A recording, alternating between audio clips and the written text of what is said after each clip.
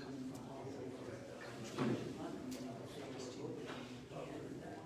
Organizers send a message out to the people coming from Florida if they wanted to come early. Make arrangements for the hotel to give them the same rate, because the meeting starts on Thursday, but maybe they want to come early and, stay in the hotel a few days because they have to get out of there.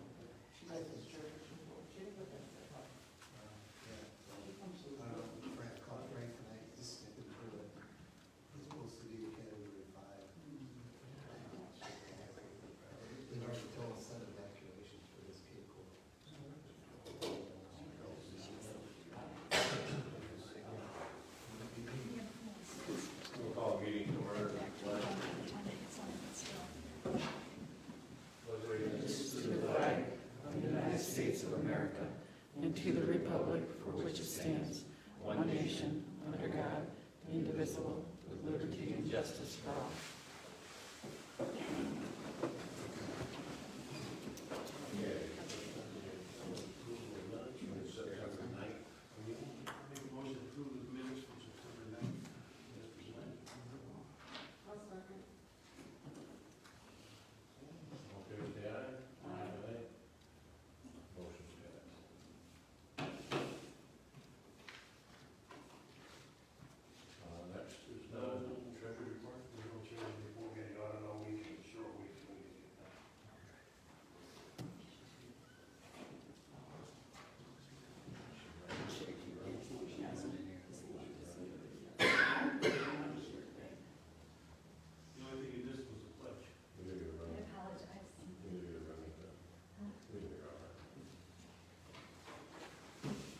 Next on the agenda is public time.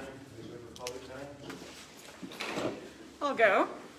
So first I have a complaint to turn in to you, Julie, about the behavior of attorney. Who's here? Okay, well, make sure she gets it, all right? It's on camera. Okay, sure. So that is about Michael Gildner at the Village of Metamora meeting. He is entitled to attend any public meeting he wants, but it was absolutely unnecessary for him. More than half the seats were empty, and he asks me, my stuff was on a chair. He wants to sit in that chair. He knows he's supposed to have nothing to do with me. In my opinion, it was harassment, and it was an attempted intimidation, and it was really unbecoming of a municipal attorney to act that way. Second, I want to talk about the fact that I turned in a FOIA to your office. I brought it here myself before noon on August 22nd. Somebody restamped it as received on August 23rd. I had handed it to John Lewis. John Lewis said, well, I don't know what to do with this. Anyone working in a clerk's office should know what to do with a FOIA. But anyway, then you extended it, okay? You extended it by 10 days. This would have taken, in any normal office, under 10 minutes to fulfill this FOIA. Very simple. But boy, it seems like it would be in your best interest to go after it, especially, somebody who has money decides to sue you for not fulfilling FOIAs on time. It's an important thing. Now, third, I had the time last night, and I really enjoyed doing this. I enjoyed it more than the TV I watched afterward. But I went through a hearing that was about Lapeer Aviation, the case with Mayfield Township. And I enjoyed it because the restraint that the judge employed with these folks who had not followed his orders. But I wrote down some of his direct quotes from here. This was when Mr. Lewis was still at the airport and acting as Mayfield Township's agent. The judge said, whether or not, as I said, the township's actions in the past are contemptuous are for another day. He was not happy with Mayfield Township. He kept bringing up public safety concerns. How an airport is run is a public safety concern. Not just for the folks at the airport, bringing in planes, going and coming, but everyone who lives around it. I ruled. I wrote this down many times. I ruled, and his ruling was not upheld. I also ruled that notice should have already been given. I cannot be any clearer. Why Mr. Lewis is even at the airport is a puzzlement to me. Improper unilateral appointment is what he called it. I don't understand why Mr. Lewis has any reason to be at the airport going forward at all. There's no need to be directing employees. Apparently, according to the judge, he was directing employees. He needs to understand that going forward, if he is holding himself out as the airport manager, whether employees of Lapeer or to the public at large, he is putting himself at risk of a world of hurt, and he needs to stop. 3 minutes are up. Thanks. I guess I'm busy. I wasn't going to, but since Karen brought it up, I guess I'll ask. I heard a rumor, and I know some of you are aware that kind of my policy is if I hear things, I'd rather come to the source. And I'd rather get the straight information from, and in this case, it's the board members. So, just a little background. I've been to 2 board meetings when the board voted not to renew the contract with Lapeer Aviation. And my understanding was that contract ended September 11th. To me, I guess that means that through the course of the business day, September 11th, that contract was in effect, and then I think that you might have ordered them to be off the premises the next day, September 12th.